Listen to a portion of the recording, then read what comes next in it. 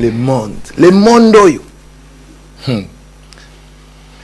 La chair et le diable sont des causes de la tentation. Mais Dieu est la raison de nos épreuves. Les épreuves viennent de Dieu et les épreuves sont nombreuses. Yoka. Matthieu chapitre 6, je crois, le verset 9, je crois. Ne nous soumets pas à la tentation, mais délivre-nous du mal. Je crois que c'est le verset 9. Dieu ne nous soumet pas à la tentation, mais délivre-nous du mal. Ça ne veut pas dire que Dieu peut nous tenter. Non. Mais cette prière, ça signifie, quand la tentation viendra, aide-nous à ne pas tomber. Alléluia. Je crois que c'est Matthieu 6, 9. 9, c'est que 13. 12 to 13. 12, parce que 13, je sais que c'est... Car c'est à toi, ce gagné. Pardonne-nous nos offenses. Comme nous pardonnons aussi à ceux que nous autres en face. Frère, gâte ça, Léonie. Tolobi ne nous soumet pas. Donc, ça pense 13, quoi. Ne nous conduis pas, ne nous induis pas en tentation. Ça même, c'est la mauvaise traduction. La bonne traduction, là, c'est ne nous soumet pas. Parce que nous induire ici, ça donne l'idée comme si c'est Dieu qui va induire les gens en tentation. Mais c'est plus, il est bien induit.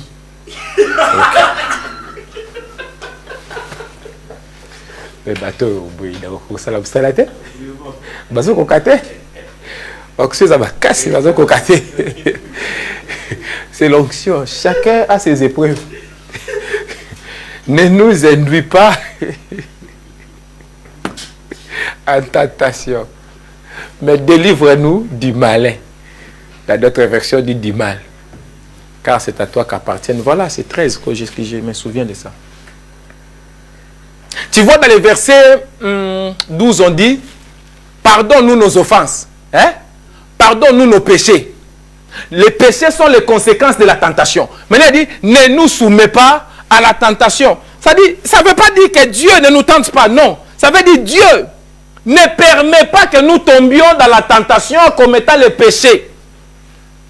Mais je vais prier pour vous et puis vous allez vous cacher quelque part si vous voulez que je vous reçoive. Au nom de Jésus-Christ. Si vous voulez que je vous reçoive après la prédication, essayez de vous cacher quelque part. Dans le nom de Jésus-Christ, comme j'ai le droit seulement d'avoir 5, 6 ici. Les épreuves sont nombreuses. Mes amis, ce que je vais dire ici est très important, tu dois bien les retenir. Dieu ne donne pas une seule épreuve à quelqu'un. Dieu donne beaucoup d'épreuves à quelqu'un. Les épreuves, c'est des choses qui peuvent te faire pleurer. Un truc que l'autre a facilement sans prier. Mais toi, tu n'as pas ça 5 ans, 6 ans. Mais tu pries, tu jeûnes. Tu as même les prophéties de la chose. Mais ça ne vient pas. Dieu t'éprouve. Dieu t'éprouve. Dieu t'éprouve. Même en permettant que tu sois tenté, Dieu t'éprouve aussi. Parce que Dieu veut voir comment tu réagis, comment tu tiens. Alléluia. Oh, alléluia. Amen. Quand tu ne dis pas amen comme ça, tu es fatigué, on laisse ici, hein? Non. Ok. Alléluia. Amen. Le but, ça c'est une autre différence entre tentation et épreuve. Le but, l'objectif poursuivi. L'objectif poursuivi. Le but. L'objectif poursuivi.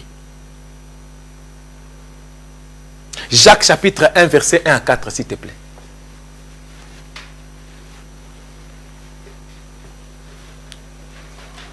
L'objectif des épreuves, c'est ta croissance. Alléluia.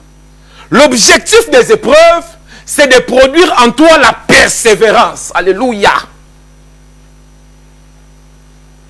Jacques 1, 1 à 4.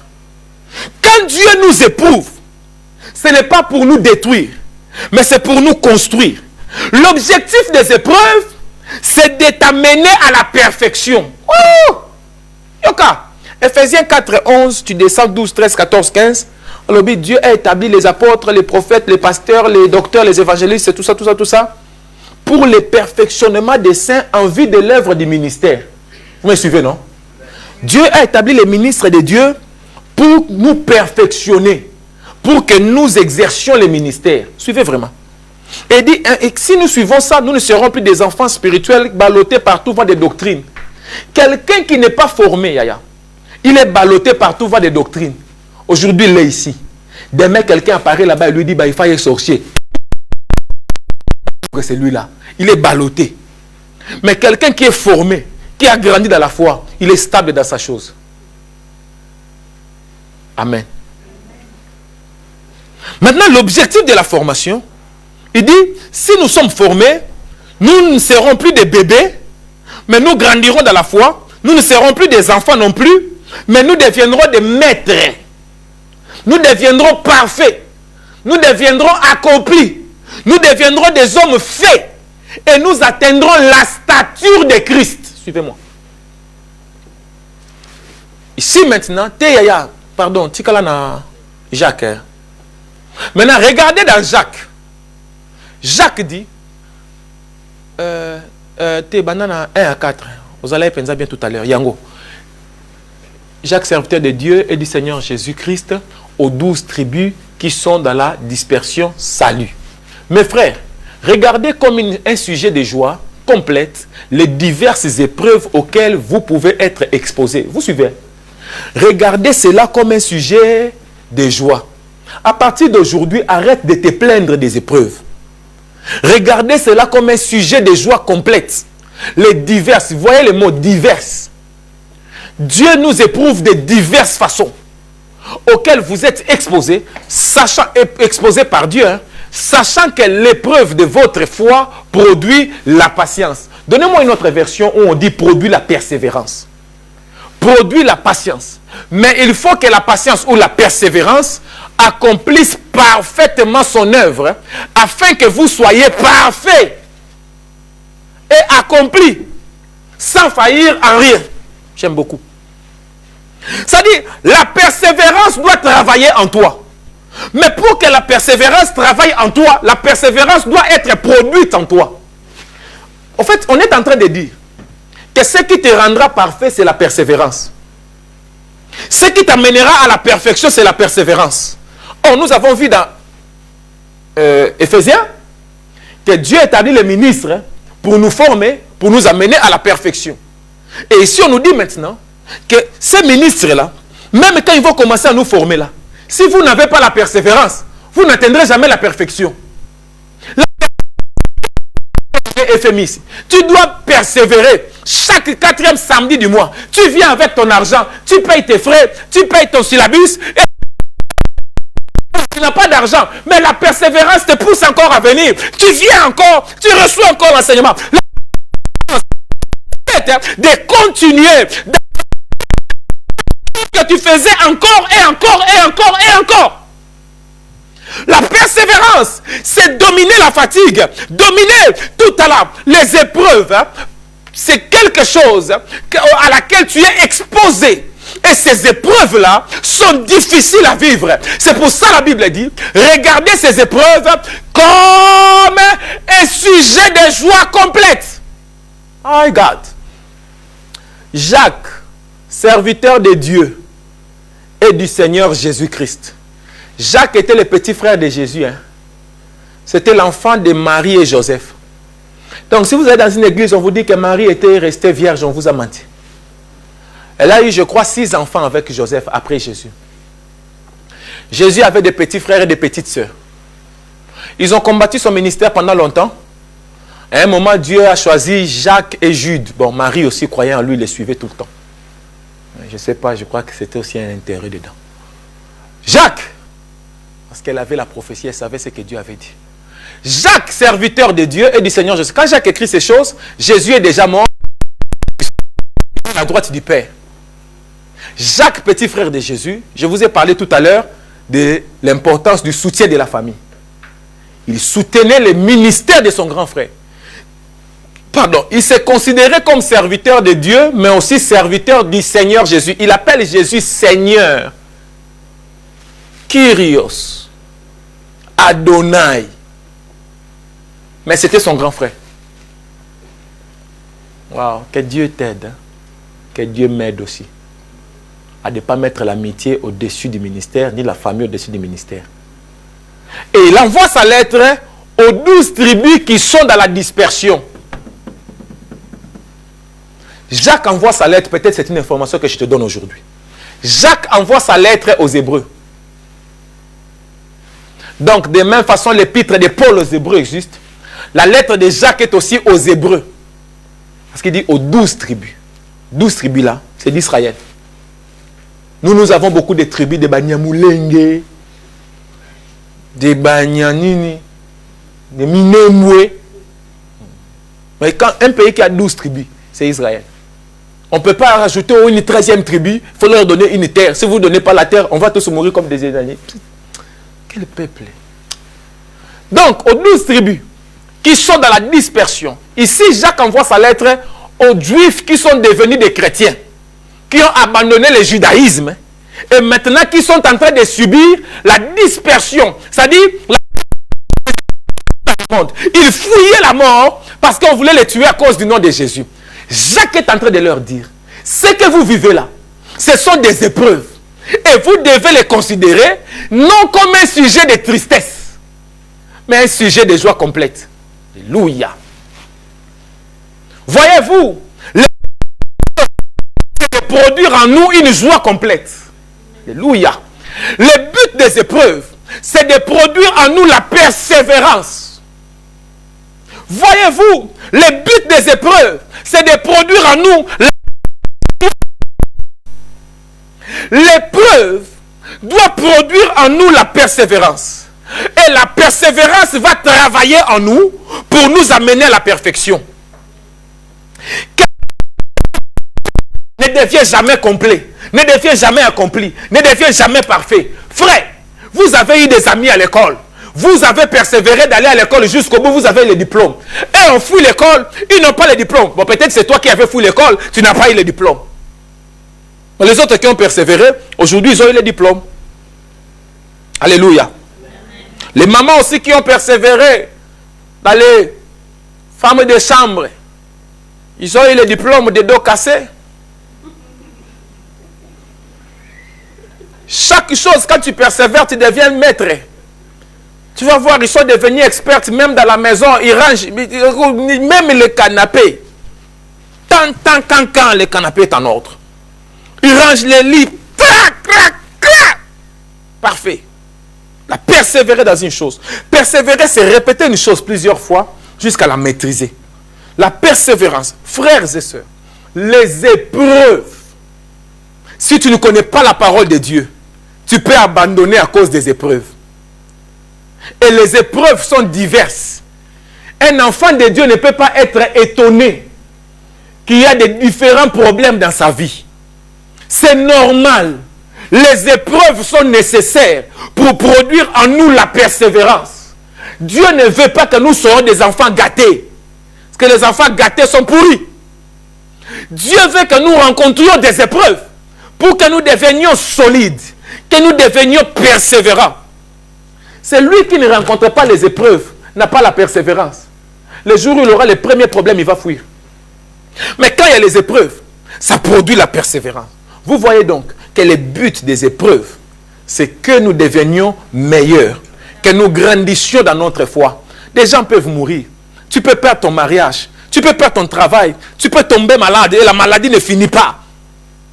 Tes enfants peuvent mourir, tes enfants peuvent avoir des difficultés, tes enfants peuvent avoir des maladies bizarres, tes enfants peuvent tomber, se casser, je t'ai dit, tes enfants peuvent même mourir, je t'ai dit la vérité. Ça peut arriver. Tu peux même chercher comme ça. Tu vois que ce que tu cherches là, tu n'arrives pas à le trouver. Le mariage ne vient pas. Les enfants ne viennent pas. Le travail ne vient pas. Les papiers ne viennent pas. Les choses ne viennent pas. Ne condamne pas seulement le diable. Parfois, ça peut être des épreuves de Dieu pour que tu grandisses dans la foi. Pour produire en toi la persévérance. Pour produire en toi une expérience avec Dieu. J'ai tenu bon pendant 5 ans, j'ai tenu bon pendant 10 ans, j'ai tenu bon pendant 15 ans. Dieu m'a répondu à mon problème. Ces problèmes aussi, Dieu va les résoudre. Même si ça prend une année, ça prend 2 ans, ça prend 3 ans. Et je suis devenu parfait. Je suis devenu accompli. T'étais l'estail dans ma vie parce que j'ai persévéré, Yaya. This is very important. Je peux pleurer, mais je persévère. Je peux tomber, mais je persévère.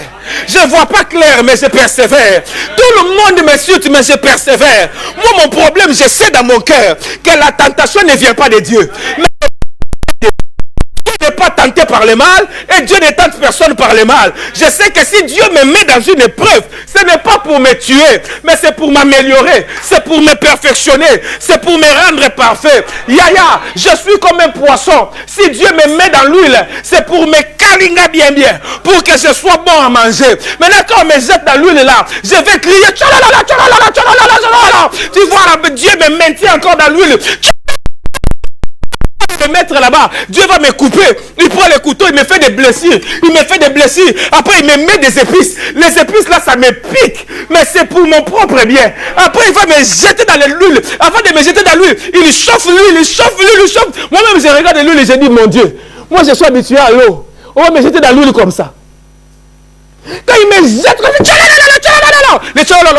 c'est ça quand nous pleurons, quand nous crions, quand nous disons, oh mon Dieu, je ne peux plus, celui-là, je vais aller le frapper, je vais faire abandonner.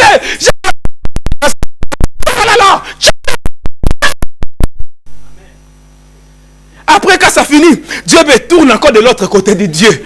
Tu m'as déjà câliné à un côté, ça ne suffit pas, mais me tourne encore de l'autre côté. Mais quand je persévère dans l'huile là, à un moment j'ai fait plus le tcholololo. À un moment ça fait même.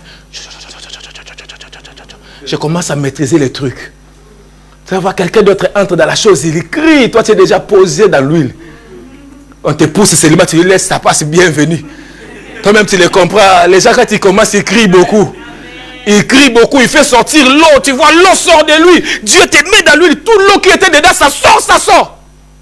Maintenant quand ça finit, Dieu me fait sortir de l'huile.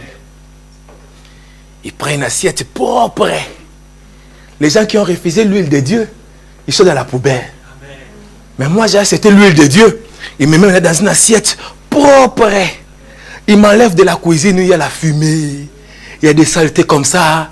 Il m'amène maintenant dans la salle propre des lumières où les gens bien habillés m'attendent. Il me met dans une assiette. Il fait un décor sur l'assiette. Maintenant, vous me voyez dans l'assiette. Vous ne savez pas. Ah. Et moi, dans l'assiette, je ne peux pas m'enorgueillir. Parce que je regarde la cuisine n'est pas loin. C'est vite des épreuves. Les gens qui sont éprouvés par Dieu ne sont pas orgueilleux.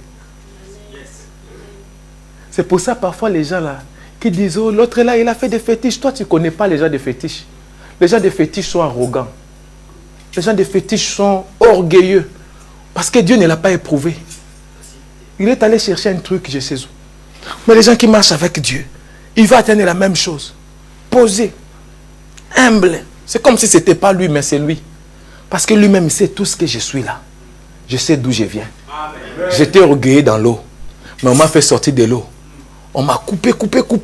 On a enlevé les trucs compliqués à moi qui voulaient me rendre orgueilleux. On a jeté dans la poubelle. Quand je me souviens que les autres sont dans la poubelle, moi je me comporte bien. Parce que je ne veux pas aller dans la poubelle. Parce qu'il reste les maîtres. Il reste les chefs. Même déjà dans l'assiette, il peut m'enlever de l'assiette. Pour me mettre dans la poubelle et pour mettre quelqu'un d'autre dans l'assiette. Maintenant, pendant ce temps-là, quelqu'un qui mange beaucoup, il pense que je n'ai pas de poisson. Et d'assiette. Les épreuves sont difficiles, mais leur but est bon. Les épreuves sont difficiles. Vous savez, on parle d'un terme comme ça dans la botanique, émondage, je crois.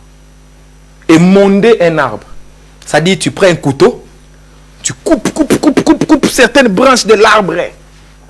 Mais le fait de couper là, ça permet à l'arbre de bien pousser encore et de monter encore plus haut. Mais quand on le coupe là, l'arbre pleure.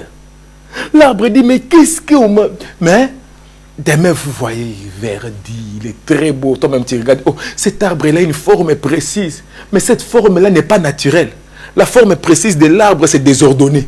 Mais c'est parce que quelqu'un l'a fait souffrir pour qu'il soit plus beau que l'autre arbre-là qui a refusé la souffrance, qui est sans forme, tout beau. Informe, vide. On a nzete, on a arbre désordonné. Mais d'autres arbres, tu n'as jamais vu ça. Tu vois, même dans la rue, là, tu vois vraiment les arbres ont la forme. Tentez-les-moi. C'est pas naturel. C'est quelqu'un qui a venu le faire souffrir. Et l'arbre pleurait. Les épreuves. Les épreuves ne sont pas agréables. C'est pourquoi la Bible dit, considérez vos épreuves. Regardez vos épreuves. Oh, Bible, hein? Regardez comme un sujet de joie complète les différentes épreuves auxquelles vous êtes exposés. Il dit, ce ne sont pas des sujets de joie, mais regardez-les comme des sujets de joie. Quand tout le monde se moque, quand tout le monde se plaint de toi, tout le monde dit, lui vraiment, oh c'est malheureux, mais toi regarde ça comme un sujet de joie complète. Parce que tu es heureux. Parce que après l'épreuve, tu auras la couronne de vie. Tu te souviens, non? Heureux l'homme qui supporte patiemment la tentation, car après l'épreuve, il aura la couronne de vie. Frères et sœurs, les épreuves de ta vie ne doivent jamais te déprimer. C'est pour ça qu'un jour, j'ai fait un débat avec un pasteur. Il a prêché dans son église que le pasteur peut tomber en dépression. Il a donné l'exemple du prophète Élie qui était tombé en dépression. Il a donné l'exemple de Moïse qui était tombé en dépression. Je suis venu le dimanche suivant. Je ne savais pas qu'il avait prêché ça. Dieu parle aux gens. J'ai prêché dans son église. J'ai dit, frères et sœurs, un enfant de Dieu ne peut pas tomber en dépression. Si un homme de Dieu tombe en dépression, il faut le fuir. Il s'est fâché contre moi. Je n'ai plus jamais prêché chez lui. Il voulait faire un débat avec moi. Je lui ai dit, frère, quel débat tu veux me faire? Tous les exemples que tu vas me donner, ça sera l'Ancien Testament. Dans le Nouveau Testament, en Jésus-Christ, il n'y a pas de dépression. Amen. Parce que les épreuves de notre vie sont un sujet de joie complète. Amen. Pourquoi je vais déprimer? Ma vie n'est pas sur la terre. Ma vie est cachée dans les lieux célestes. Là-bas, très au-dessus des nuages, à la droite du Père, en Christ. Dépression en nous. Tu peux me faire tout ce que tu veux, je suis toujours joyeux. La Bible dit, réjouissez-vous. Réjouissez-vous dans le Seigneur. Soyez toujours joyeux. Même en pleine épreuve, toi tu es souriant. Tu es heureux. Tu te lèves le matin, tu te laves sérieusement. Tu mets l'eau chaude, yaya. Tu remplis la salle de bain. Il y a des gens là, ils paient les loyers, ils payent l'eau, mais ils n'ont jamais rempli la salle de bain, ils s'assoient dedans.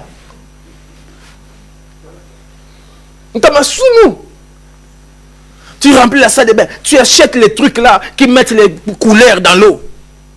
Et tu mets, achètes la mousse là, ça met les foulou, la mousse. Tu t'assois dedans. Tu achètes un verre différent, la coupe là. Tu mets du jus, tu mets les pailles, tu mets un morceau d'orange. Tu t'assois dedans, tu mets la musique. Hey Jesus. Tu connais pas l'anglais, mais tu suis seulement les rythmes.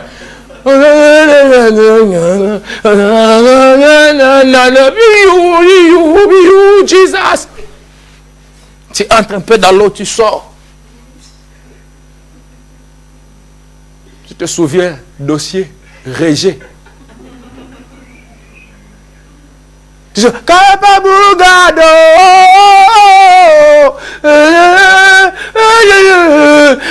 never exist.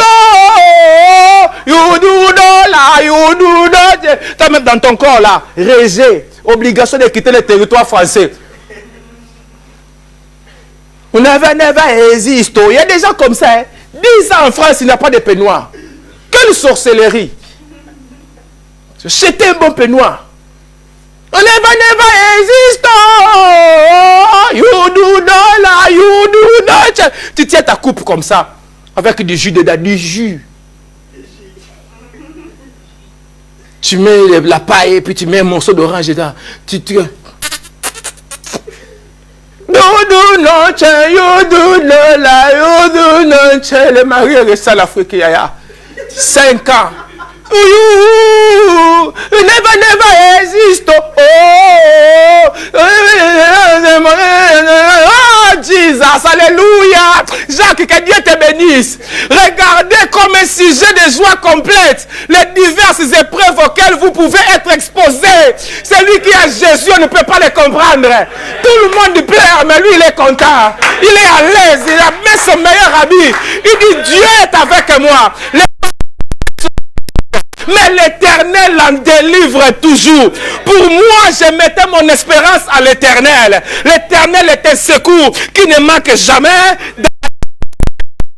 Ça va finir. Mais je sais que toute chose concourt au bien de ceux qui aiment Dieu. Ça finira bien pour moi. Mon Rédempteur est vivant et il s'élèvera le dernier sur toute la terre. Je n'ai pas de solution, mais lui est ma solution. Je ne connais pas les chemins, mais lui, il est le chemin. Il est la vérité. Il est la vie. Il dit que votre cœur ne se trouble point. Croyez en Dieu et croyez en moi.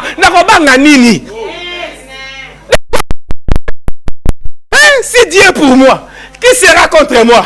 Il dit, l'Éternel est ma force. Que peuvent me faire les hommes?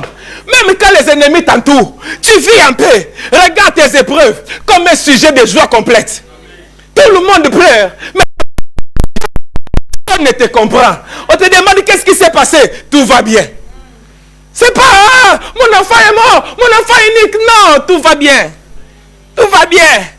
Tout va bien. Alléluia. Parce que Dieu peut tout, Yaya. Dieu peut agir en une seconde. Amen. Dieu peut changer la vie en une seconde. Peut-être Dieu veut voir seulement ta réaction. Dieu veut voir comment tu vas faire. Amen. Parce qu'on te mettra là, même aussi les païens là-bas. Les païens tiennent bon parce qu'ils croient en ses fétiches. Mais toi, tu as Dieu. Mais tu ne tiens pas bon, tu craques. On te demande où est ta foi alors? Où est ta foi? Parce que la foi se manifeste dans les problèmes. La foi se manifeste quand ça ne va pas. Quand tout va bien,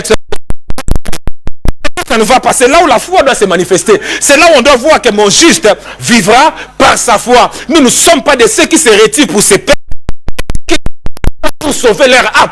Or, la foi est une ferme assurance des choses qu'on espère. Et une... Parce que sans la foi, il est impossible d'être agréable à Dieu. Car celui qui s'approche de Dieu doit croire que Dieu existe.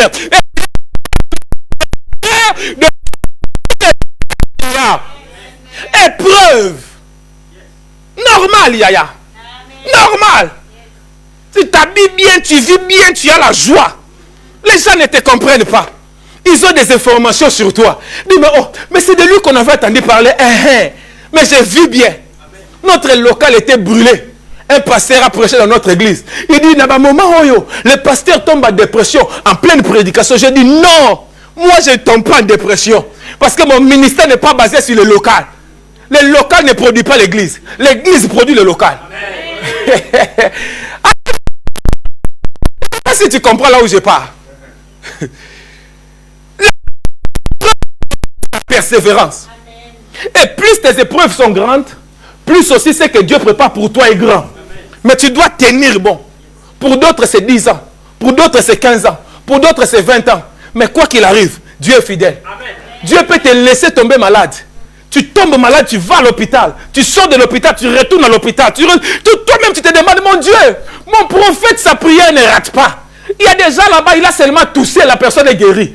Mais moi, il a prié pour moi, il a fait ci, il a fait ça. Mes offrandes sont dedans. Maman, mes offrandes là, demain, je donne encore. Les années, elle a mené ses offrandes à l'église. Elle disait, je veux l'enfant, je veux l'enfant. Chaque année, elle a mené ses offrandes. Pour le même sujet, jusqu'au jour où Dieu lui a donné. Les épreuves produisent la persévérance. Il y a beaucoup de gens qui veulent utiliser Dieu. Ils pensent que, comme j'étais allé, on a prié pour moi, j'ai apporté mes offrandes. J'aurai ma solution là à la seconde. Comme je ne vois pas ça, je commence à me fâcher. Dieu m'a pas exaucé. Le pasteur m'a arnaqué, le pasteur t'a pas arnaqué. Ton offrande, tu n'as pas donné un cadeau à Dieu, ni à l'homme de Dieu. Il faut faire la différence entre un cadeau et une offrande. Une offrande, c'est une transaction entre toi et Dieu.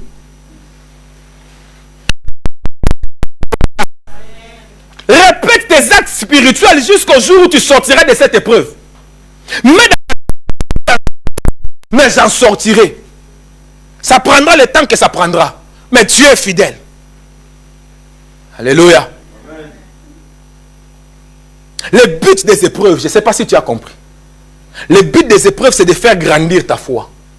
Ce que tu vis venant de Dieu, c'est pour faire grandir ta foi. C'est Dieu qui donne les enfants, Yaya. C'est Dieu qui donne. Tant qu'il ne donne pas, ta foi doit grandir. Ce n'est pas de frapper ton mari. Ou de lui faire des disputes, de commencer à les repousser, de lui dire ça sert à rien, l'enfant ne vient pas. C'est Dieu. Toi, ton problème, tiens bon dans l'épreuve. Et avance avec Dieu.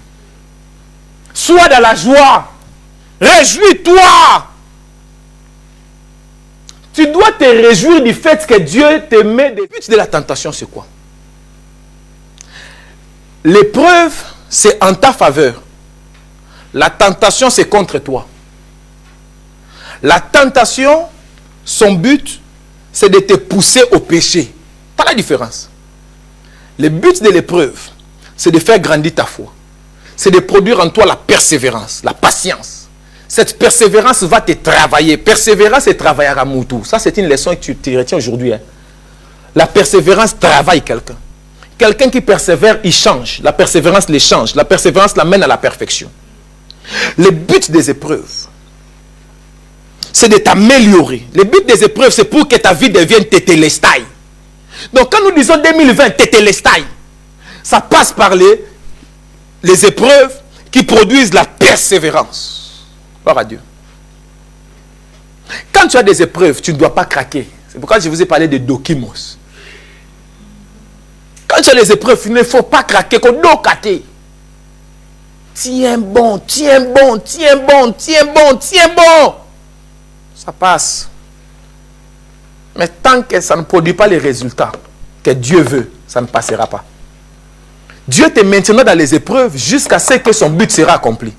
L'épreuve est un examen, est un test divin. Si tu échoues au test, Dieu va répéter les tests jusqu'à ce que tu vas réussir. Jusqu'à ce que tu vas comprendre la leçon que Dieu veut te donner dans ces tests-là. Vous n'avez pas remarqué des gens, les mêmes problèmes se répètent dans sa vie. Les mêmes problèmes. Il avait avec cette personne est partie. Il a une autre personne, les mêmes problèmes. Les mêmes problèmes. Les problèmes, ce n'est pas que les gens sont méchants contre toi. Mais il y a une leçon que Dieu veut t'enseigner dans cette histoire-là. Maintenant, le but des tentations, c'est quoi? Le but des tentations, c'est de te pousser au péché. Le but des tentations, c'est de te pousser à la chute. Que tu tombes dans ta foi. Le but des tentations, c'est de te pousser, de provoquer ton malheur. La tentation cherche ton malheur. La tentation cherche ta mort. Elle peut avoir l'apparence qu'elle peut avoir, mais elle cherche ta mort, la tentation. La tentation, son but, c'est de te faire perdre ta gloire.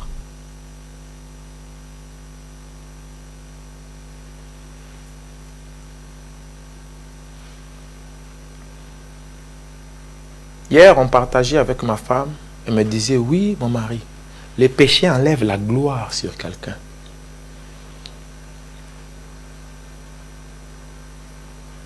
La tentation assèche l'onction de quelqu'un.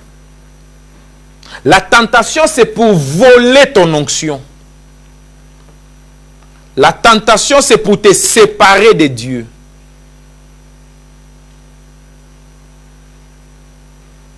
Maintenant, le problème, c'est quoi? Le problème est que, ce que je vais dire là, je crois que ça va me créer encore des polémiques. Dieu est notre Père.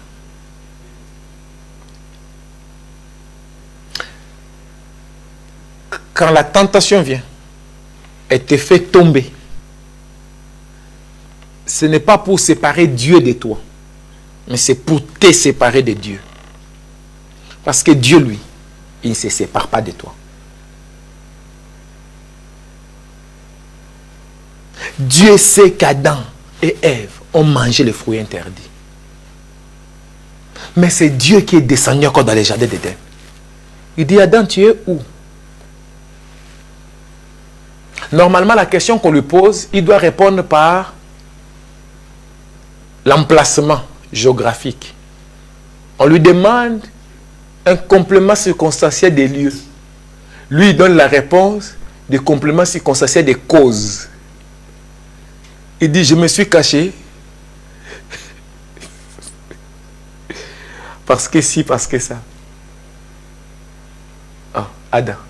Moi, je ne demande pas ce que tu as fait, ni comment, ni pourquoi. Moi, je demande tu es où. Toi, tu dois dire Dieu. Je suis derrière l'arbre à tel endroit.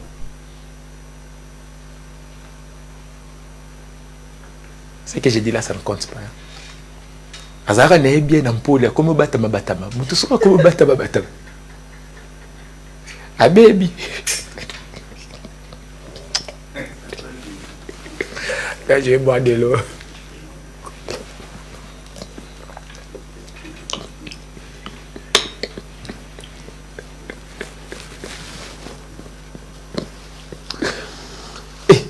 Nzambe. Moi là yo moko ko taboya kangi porte. Makambe banyo beba. Ongola miso la dela mwana. Beba tela la kisa evi.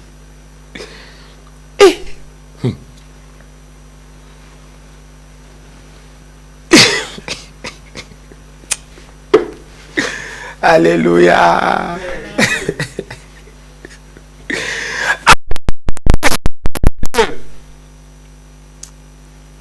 Quand il s'est caché, Dieu dit, Adam, où es-tu? Il dit, oh non, je me suis caché. Je ne voulais pas que tu me voies. Oh, Adam.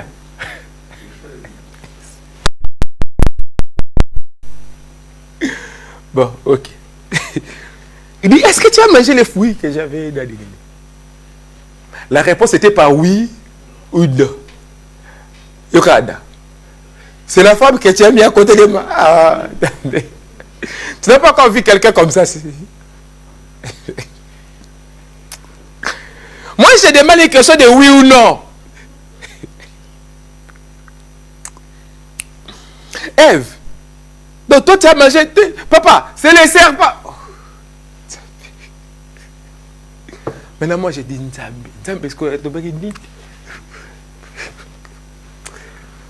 J'ai dit, ah. Quand la tentation vient, c'est pour te séparer de Dieu. Quand tu tombes dans les péchés, toi-même, tu te sépares de Dieu. Mais Dieu ne se sépare pas de toi. Dieu te cherche. Dieu vient te suivre et dit, où es-tu, mon fils? Quand le fils prodigue a cherché à prendre tout ce qu'il a pris, ce n'est pas le père qui l'a chassé. Tu sais, il y a une chose. Il a dit, donne-moi ma part de l'héritage. Ça ne te chasse pas. Tu pouvais prendre ta part et puis tu habites toujours là. Mais lui-même, comme le péché est entré en lui, c'est lui qui a quitté la maison du père. Mais le père l'attendait toujours à la porte. Le jour où il est revenu, on l'a reçu.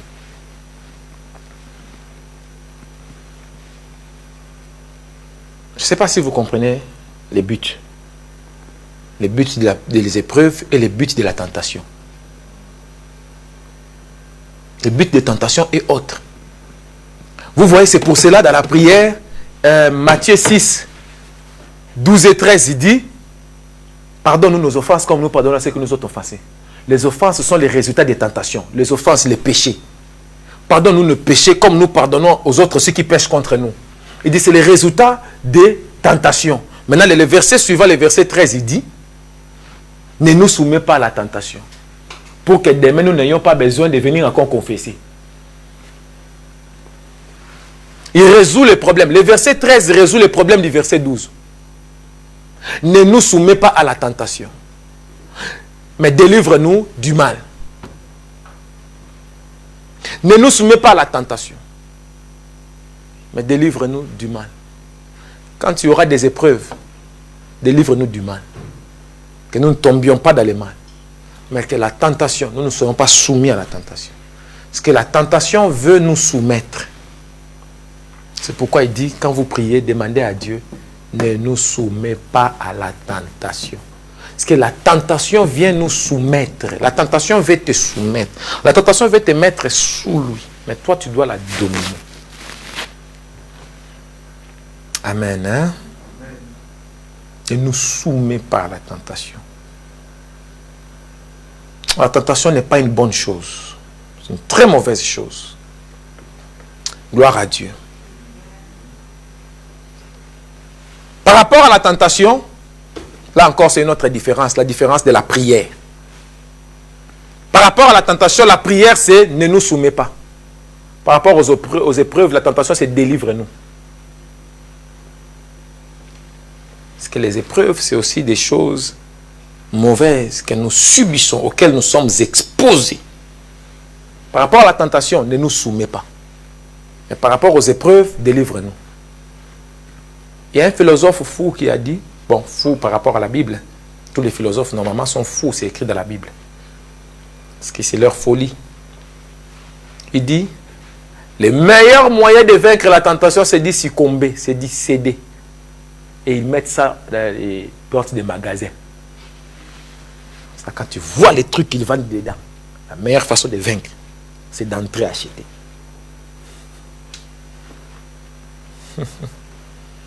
Ne nous soumets pas à la tentation. Frères et sœurs, pour vaincre la tentation, il faut refuser de s'y soumettre. Mais délivre-nous du mal. Amen. Je vais donner des ressemblances entre les deux. Des similarités entre les épreuves et la tentation. Première similarité.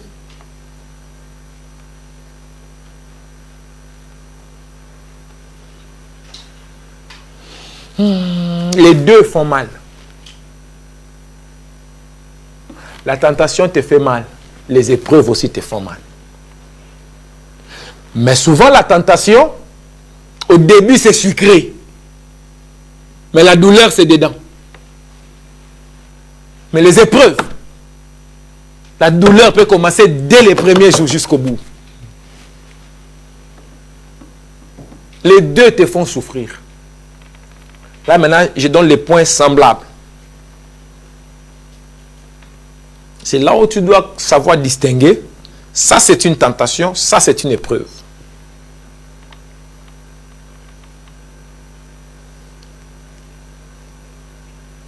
Deuxième. Donc, je crois que vous avez compris, n'est-ce pas, que dans d'autres différences, je crois que ça aussi, c'est une différence que je n'ai pas donnée. Tentation, c'est un combat, n'est-ce pas? Épreuve, c'est une formation. Ça, c'est une différence que j'ai oublié de donner. La tentation est un combat que tu subis de la part de tes ennemis, le monde, les diables et la chair.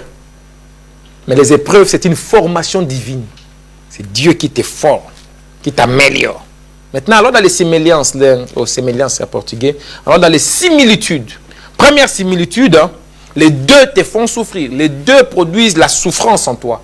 Les deux, tu souffres. Dans la tentation, tu souffres. Dans l'épreuve aussi, tu souffres. Deuxième ressemblance. Les deux sont permis par Dieu.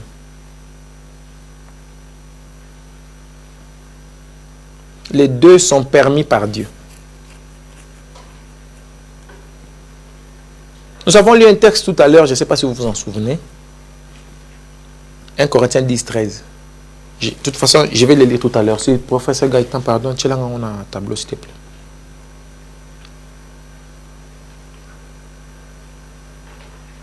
Aucune tentation ne vous est survenue qui n'ait été humaine, et Dieu qui est fidèle ne permettra pas que vous soyez tentés au-delà de vos forces, mais avec la tentation, il préparera aussi les moyens d'en sortir afin que vous puissiez la supporter. Dieu ne te tente pas. Mais tu ne peux pas être tenté si Dieu ne le permet pas. La tentation est permise par Dieu. Les épreuves aussi sont permises par Dieu. D'ailleurs, c'est Dieu lui-même d'ailleurs qui nous éprouve. Une autre ressemblance entre les deux, c'est que ce soit les tentations, que ce soit les épreuves, elles sont mesurées, elles sont dosées avant d'arriver chez vous. Par Dieu encore. Ça dit, Dieu a une commission de censure. Toutes les tentations qui viennent dans ta vie, avant d'arriver chez toi, ça passe dans la commission de censure de Dieu. On les met dans une balance et on te met dans une balance. Et on voit que tu peux y arriver. On leur dit, ok, allez les tenter alors. C'est écrit dans le livre de Job. Chaque chose que Satan voulait faire contre Satan, Dieu devait valider. Dieu dit, touche à ses biens, mais ne touche pas à lui-même.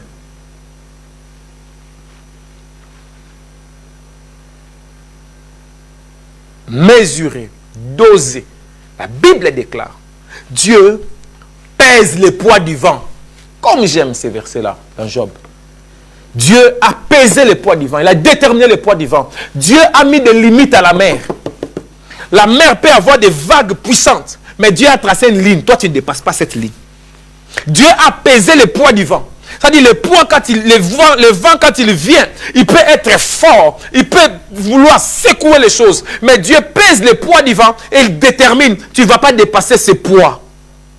Tu as dit le vent contraire dans ta vie. Mais ce vent-là ne vient pas chez toi par hasard. Dieu l'a pesé avant que ça vienne. Et Dieu l'a arrêté à un certain niveau. Waouh! Les vagues peuvent venir, peuvent attaquer. Mais Dieu sait, il a mis une limite. Il dit, cette limite, vous n'allez pas dépasser pour la vie de cette personne. Une autre chose, une autre ressemblance. Que ce soit les épreuves, que ce soit les tentations, leur niveau augmente avec ta croissance. Déjà, vous comprenez déjà que dans ce deuxième point-là de mesurer, doser, vous comprenez qu'on n'a pas les mêmes niveaux de tentation et d'épreuves. C'est pour cette raison, il ne faut jamais juger quelqu'un qui tombe, yaya. Parce que son niveau de tentation, son niveau d'épreuve, tu ne le connais pas. Et ça monte de niveau. Plus quelqu'un monte, plus le niveau de ces tentations, des épreuves aussi monte. Ce que j'ai dit là est fort. Les niveaux montent, les niveaux montent. Du coup, les tentations, les épreuves du Père ne sont pas les mêmes que celles du Fils. Les tentations et les épreuves sont temporaires.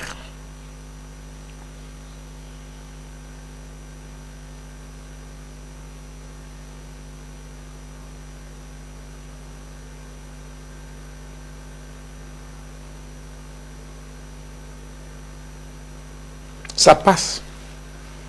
Ça passe. Ça passe. Ça passe. Amen. Gloire au Seigneur.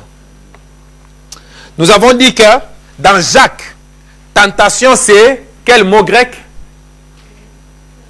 Peirasmos. Épreuve c'est quel mot grec? Ah, vous avez retenu épreuve.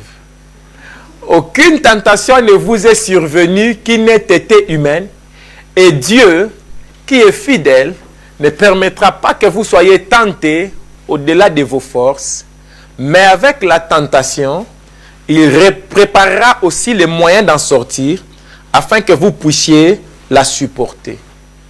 Amen. Ah. Wow. Je ne sais pas. Je vous avais dit que Peirasmos a l'essence des tentations, mais aussi épreuves. Je ne sais pas si vous avez oublié, mais je vous avais dit ça tout à l'heure. Maintenant, ici, le mot grec utilisé est 1 Corinthiens 10. Et pitié de moi. Ça aussi, ce sont des tentations, des épreuves contre moi. L'autre pasteur l'avait craqué. Dieu l'avait éprouvé ici dans notre église. Il s'est fâché contre les musiciens. Il n'est plus jamais revenu ici. Toi, tu ne respectes pas mes collaborateurs. Il est tombé dans la tentation. Aucune tentation ne vous est, aucune peirasmos ne vous est survenue qui n'ait été humaine. Et Dieu qui est fidèle ne permettra pas que vous soyez peirasmeo au-delà de vos forces. Mais avec la peirasmos, il préparera aussi les moyens d'en sortir afin que vous puissiez la supporter. Suivez. Ça se traduit par tentation, ça se traduit aussi par épreuve. Aucune tentation ne vous est survenue qui n'ait été humaine. Ça dit toutes les tentations qui viennent contre toi sont humaines. Hein? Ça dit ils ont les niveaux qu'un être humain peut supporter. C'est ce que ça veut dire en fait. Et Dieu, qui est fidèle. Oh! Dieu est fidèle. Dieu est pistos. Dieu est digne de confiance. Dieu est fiable. Dieu est sûr. Ça dit, dans la tentation, la fidélité de Dieu ne t'abandonne pas. Amen. Alléluia. Il ne permettra pas que tu sois tenté au-delà de tes forces, Yaya. C'est-à-dire que pour que tu sois tenté, c'est Dieu qui permet. Mais Dieu détermine les degrés de ta tentation. Ça doit être au degré de tes forces. Mais avec la tentation, Dieu préparera aussi les moyens d'en sortir. Vous suivez? Ça dit, quand la tentation vient chez toi, venant du diable ou du monde ou de tes propres convoitises, au même moment, Dieu aussi prépare les moyens que tu puisses t'en sortir. C'est fort. Donc, quand l'adversaire te prépare la tentation, Dieu te prépare les moyens de sortir de la tentation. Mais il te permettra d'entrer dedans. Bon, entrer dedans, n'importe quoi. D'entrer. Parce qu'on n'entre que dedans, on ne peut pas entrer dehors. Donc, Dieu permettra que tu entres dans la tentation. Mais quand tu entres, tu n'entres pas seul. Tu entres avec Dieu et fidèle, Dieu qui est fidèle. Et tu entres avec les moyens d'en sortir. Et le problème, quoi, c'est que nous nous focalisons sur la tentation, au lieu de nous focaliser sur les moyens d'en sortir. Dans chaque tentation, à l'intérieur de la tentation, Dieu a mis les moyens d'en sortir. Pourquoi? Afin que vous puissiez supporter cette tentation-là. Parce que quand tu sais que la porte est là-bas, tu supportes tout ce qui se passe dedans en te dirigeant vers la porte. Alléluia. Maintenant, mettons une preuve, parce que c'est les mêmes mots. Aucune épreuve ne vous est survenue qui n'ait été au-delà de votre humanité. Et Dieu, dans sa fidélité, il est fidèle, il ne permettra jamais que vous soyez éprouvés au-delà de vos forces. Si les épreuves continuent, Dieu est en train de dire, Okoko Kango, je vais traduire. Si les épreuves continuent dans ta vie, Dieu est en train de te dire, tu vas y arriver. Ces épreuves-là, tu peux les soutenir, tu peux les supporter. Écoutez, mais malgré ça, oh, c'est extraordinaire, hein? Parce que déjà, Dieu, en permettant que des tentations, des épreuves qui viennent, qui ne dépassent pas tes forces, ça veut dire que même sans l'aide de Dieu, tu peux les vaincre. Mais malgré ça, Dieu t'ajoute encore les moyens divins de t'en sortir.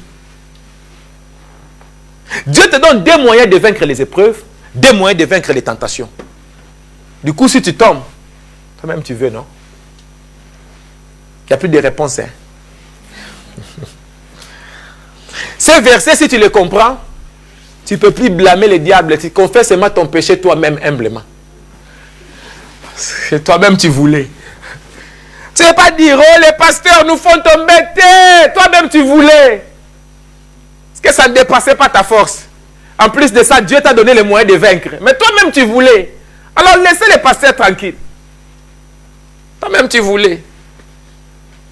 Oh, ils ont voté Rosa Malonda. Oh, maintenant l'église est divisée à deux parties. Cela ne justifie pas ton péché. Tu voulais toi-même. Oh, le pasteur a pris des copines là-bas. Ça ne justifie pas ton péché à toi. Ça, c'est le péché du pasteur. Il faut respecter les péchés des gens. Oh, le pasteur a divorcé. Ça ne justifie pas ton divorce. Parce qu'il y a certaines femmes de pasteurs qui prennent les pasteurs en otage. Oh non, le peuple aussi va tomber. La tentation du peuple, c'est au niveau de sa force. Et Dieu lui donne les moyens de s'en sortir. Donc, il ne faut pas me surcharger. Même Jésus a dit, chacun porte sa croix. Bon, toi, tu veux que moi je porte sa croix. Même Jésus n'a pas porté ma croix, il a porté sa croix à lui. C'est écrit dans la Bible. Jésus a porté sa croix. On l'a mis dessus. Et il dit, si quelqu'un veut me suivre, il n'a pas dit qu'il porte ma croix, il dit qu'il porte sa croix. Donc chacun porte sa croix. Tu veux me faire porter ta croix? Moi-même, ma propre croix, je n'arrive pas. Même lui-même, Jésus, sa propre croix, il ne l'a pas portée jusqu'au bout. À un moment, il est tombé. On a pris un Africain, Simon de Cyrène, qui a Même avec l'aide de Simon de Cyrène, ils ont amené la tétélestai. Même lui-même, vraiment, la fait, il a dit tétélestai, mon Dieu, tu m'as amené jusqu'au bout. Eh, c'est ça, lui-même, Jésus dit, si quelqu'un veut me suivre, qu'il porte sa croix lui-même. Porte ta croix. Ne justifie pas ta croix sur les dos des autres. Oh, il y a nini. Oh, quelqu'un, il y a nini. Oh, Sonic Afuta, qu'est-ce qu'il y a avec toi? Oh, bah, il faut que je bois plus l'eau. Je tourne comme ça, bah, il faut que je tourne comme ça, porte comme bah, il y a nini. Je porte ma croix, tu portes ta croix aussi. Nabi Mabé. Ah. Pour se retrouver dans la vidéo, si tu es dans ma vidéo, donc tu connais. Chacun porte sa croix. Verset, on l'a souligné dans la Bible. Moi, je porte ma croix. Mais toi, ça soit à l'aise. Les gens ne sont plus à l'aise. Tu peux même plus faire des débats contre ta femme. Oh non, les passés, les fidèles. Fidèles, nini. Les tentations des fidèles. Ce n'est pas au-delà de ses forces. Et Dieu lui donne le moyen d'en sortir. Donc, il ne peut pas m'incriminer.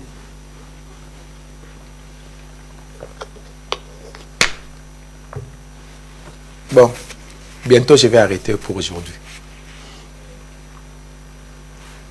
Amen, hein? Amen. Donc, vous comprenez que le mot peirasmos ici a double sens, le sens de l'attirance du péché. Dans Jacques 1, 1 à 14, c'est là où on le voit, non? Comme le péché nous attire, je l'ai expliqué tout à l'heure. Mais peirasmos a aussi le sens des épreuves. Ça, c'est dans Jacques 1, 24. Mais dans le même texte, dans 1 Corinthiens 10, 13, ça dit la même chose. Donc, tu ne peux pas dire que la tentation était trop forte, je n'ai pas pu résister, tu voulais. Parce que Dieu ne permettra jamais une tentation trop forte. Le verset est là. Papa, je n'ai pas résisté à ce chocolat-là. Je te dis comment ça m'a regardé. Il y avait quelqu'un dedans qui m'a tiré. Non, Yaya, tu voulais.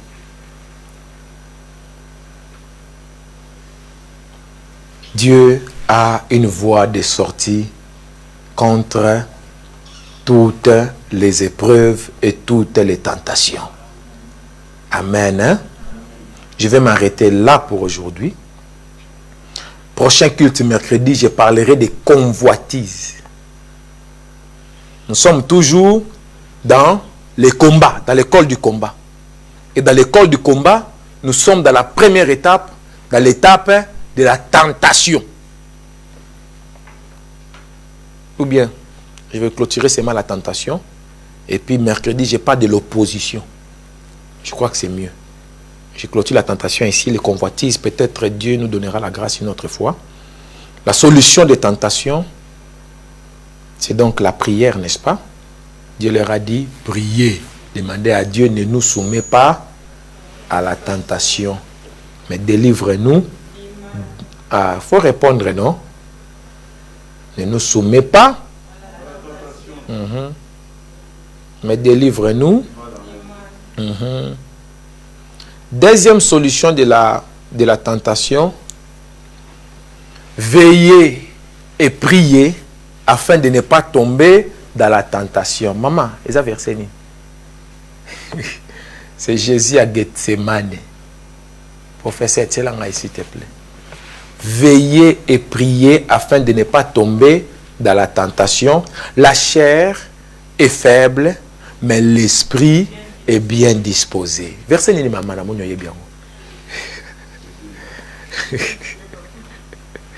Oka kabalo bako.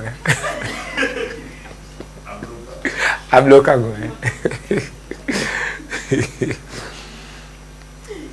Jésus dit, si vous ne voulez pas pécher, veillez et priez. Pourquoi? Parce que la chair est faible, mais l'esprit est bien disposé. Maintenant, quand vous veillez et priez, vous diminuez la faiblesse de la chair, vous augmentez la bonne disposition de l'esprit. Mais quand vous ne veillez pas et vous ne priez pas, vous augmentez la faiblesse de la chair et vous diminuez la bonne disposition de l'esprit. C'est pourquoi les gens qui ont une bonne vie de prière ont moins de péchés. Les gens qui n'ont pas de vie de prière ont beaucoup de péchés. C'est pourquoi vous verrez, vous savez que la Bible dit que celui qui est dans la souffrance prie. Vous savez que c'est de la Bible. Et que c'est lui qui est dans la joie, qu'il chante, qu'il adore Dieu, qu'il loue Dieu. Afin que vous ne tombiez pas dans la tentation. L'esprit est bien disposé. Ils ont commis l'erreur dans cette Bible. Hein? Il fallait qu'ils mettent T ici. L'esprit est bien disposé, mais la chair est faible. Maintenant, la Bible dit dans Galates 5, marchez selon l'esprit pour ne pas accomplir les désirs de la chair. En fait, nous les chrétiens, nous sommes appelés à marcher selon la bonne disposition de l'esprit et non pas selon la faiblesse de la chair. Donc, un enfant de Dieu, quand il dit, mon cher, la chair est faible, pour justifier son péché, il faut lui compléter les versets. L'esprit est bien disposé. Veillez et priez, Yaya. Amen. 1 Pierre chapitre 5, versets 8 à 9. Votre adversaire, le diable, rôde comme un lion rugissant, cherchant qui il dévorera. Résistez-lui avec une foi ferme, sachant que les mêmes souffrances sont imposées à vos frères dans le monde. Résistez-lui avec une foi ferme. Une autre solution de la tentation, c'est ça. 1 Pierre 5, 8 à 9. De résister avec foi. De résister avec foi. Une foi ferme. Et la foi devient ferme en passant par les épreuves. Et tu tiens bon face aux tentations. Et le diable, même s'il rôde comme un lion rugissant, résistez-lui avec une foi ferme. Une autre solution de la tentation, Jacques 4, verset 7. Soumettez-vous donc à Dieu, résistez au diable et il fuira loin de vous. Jacques 4, 7. Soumettez-vous donc à Dieu, résistez au diable et il fuira loin de vous. Vous avez vu, non? Je vous avais donné Matthieu 6, 12, 13, où il dit, ne nous soumets pas à la tentation. Maintenant, pour que vous ne soyez pas soumis à la tentation, merci papa. Ne nous soumets pas à la tentation. Pour que vous ne soyez pas soumis à la tentation, parce que la tentation veut te soumettre. À tomber dans la tentation, vous vous soumettez à la cause de cette tentation-là. Si elle vient du diable, vous vous soumettez au diable. Si elle vient de la chair, vous vous soumettez à la chair. Si elle vient du monde, vous vous soumettez au monde. Or, la Bible dit, l'homme est esclave de ceux qui dominent sur lui. Amen. Maintenant, pour ne pas être soumis à la tentation, soumettez-vous vous-même à Dieu. Pourquoi? Parce qu'on ne peut pas servir deux maîtres à la fois. Si vous êtes déjà soumis à Dieu, la tentation ne peut pas vous soumettre. Parce que tu as déjà un maître qui est Dieu. Amen. Soumettez-vous à Dieu. Cela va vous permettre de résister au diable. Et résister au diable, il fuira loin de vous. Celui qui est soumis à Dieu peut résister au diable. Celui qui n'est pas soumis à Dieu ne peut pas résister au diable. C'est là où je m'arrête pour ce matin, concernant la tentation, qui est une stratégie de combat du diable, du monde et de la chair. Je n'ai pas touché la convoitise, je laisse ça pour un autre jour. Mercredi, je parlerai de l'opposition, qui est aussi une forme de combat. Et je parlerai aussi des souffrances. Les souffrances sont aussi une forme de combat dans l'école du combat. Je parlerai aussi des souffrances, même si ça ressemble un peu aux épreuves, mais c'est différent. Et c'est là où je toucherai Job beaucoup. Et j'en parlerai par la grâce de Dieu. Peut-être je toucherai aussi Joseph en Égypte et peut-être Jérémie. Jérémie a tellement souffert qu'il a fait un livre de souffrance. C'est le seul prophète de la Bible qui a fait un livre de souffrance. Les lamentations de Jérémie. Il dit, pourquoi ma souffrance est-elle sans fin? Pourquoi ma blessure est inguérissable? Il pleure. Mais après il se souvient et dit, les bontés de l'Éternel ne sont pas épuisées. Sa miséricorde n'est pas arrivée à sa fin. Chaque matin, il renouvelle sa bonté. Je me souviendrai de cela toute ma vie. Prions.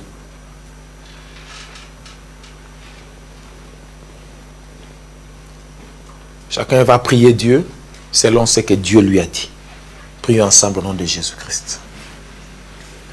Gloire à Jésus, gloire à Jésus.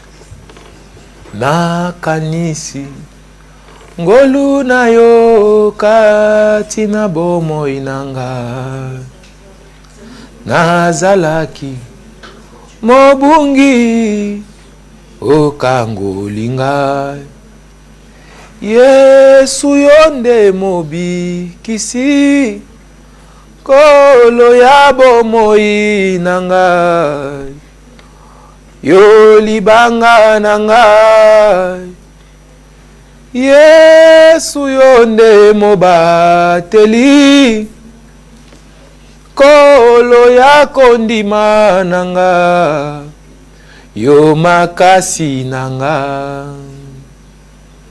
etumba oyo yanga elongwe na nzoto ekei na molimo na makasi na ngai te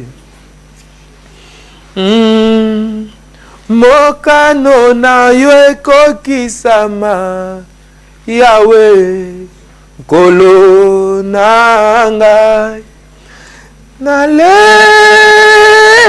mingi yokausi pinzoli natiki obanga nalobi Yawe sala ndenge na yo. Oh Jésus, Yawe sala ndenge na yo. Yawe Papa sala ndenge na yo.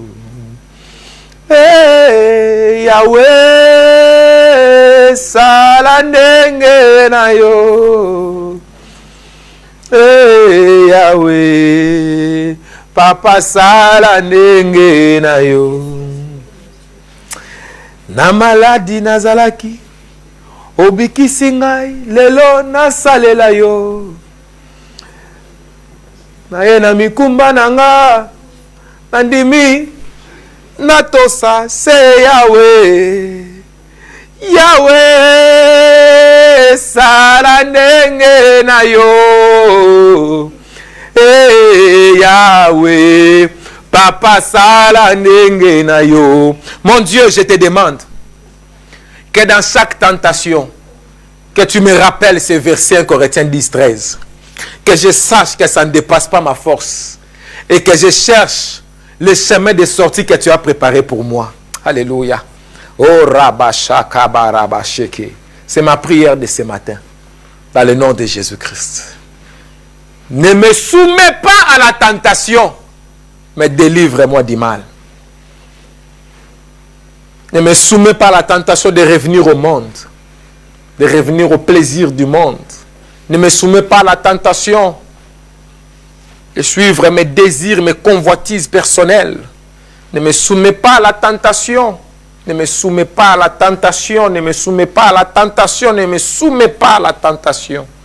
Ne me soumets pas à la tentation du diable dans le nom de Jésus-Christ. Merci pour ta parole.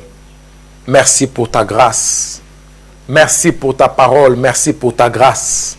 Merci pour ta parole. Merci pour ta grâce. Que cette parole soit gravée en moi.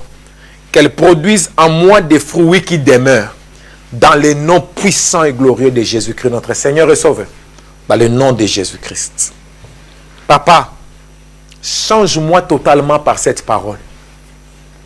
Je demande que tu me donnes la force que je n'avais pas auparavant. Que tu me fasses prendre conscience de la force que tu as mise en moi. Olobi, ça ne dépassera jamais ma force. Donc, c'est que tu m'as donné une force en moi. L'Éternel est ma force et mon soutien. L'Éternel est ma force et mon soutien. C'est ma prière pour chacun de nous. C'est ma prière pour chacun de nous. C'est ma prière pour chacun de nous. Tu as dit dans les psaumes, il ne permettra point que ton pied chancelle. Alléluia. Tu as dit, tu ne permettras pas que notre pied chancelle. Quelle que soit la voie que le diable utilisera, que ça ne marche pas, Seigneur. Quelle que soit la voie que le monde utilisera, que ça ne marche pas. Si dans les confinements de mars, du mois de mars, Si nous avons péché, que dans ce confinement, qu'on soit meilleur. Seigneur, qu'on ne tombe pas là où on était tombé avant dans notre vie. Mais qu'on puisse s'en sortir et qu'on puisse affronter d'autres ennemis plus forts et plus grands. Augmente notre force. Augmente notre foi. Donne-nous la persévérance. Donne-nous la persévérance. Donne-nous la persévérance. Donne-nous la persévérance. Donne-nous la persévérance. Seigneur, que nous ne faiblissions pas dans les épreuves, mais que nous tenions bon. Que nous restions debout. Alléluia. Que nous restions debout. Que nous tenions bon. Seigneur, qu'on ne tombe pas, qu'on reste debout devant la tentation. Qu'on reste debout pendant les épreuves. Alléluia. Dans le nom de Jésus-Christ. By fire. Oh, by fire. Oh, by fire. Oh, by fire. Ya, ya, ya, ya. Amen.